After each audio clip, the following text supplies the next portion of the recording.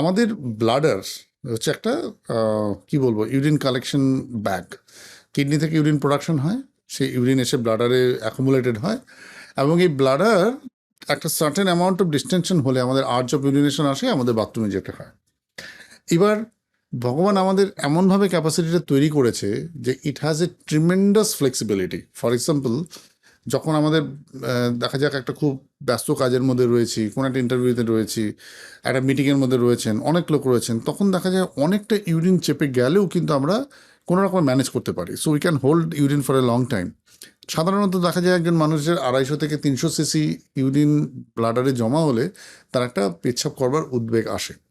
এবং কিছু কিছু ক্ষেত্রে পরিস্থিতি অনুযায়ী আমাদের ফ্রন্টাল লোব মানে ব্রেন এই উদ্বেগটাকে এমনভাবে চেপে রাখতে পারে যে আমরা 1 লিটার 1.5 লিটার অব্দি ইউরিন পর্যন্ত ধরে রাখতে পারি ব্লাডারে।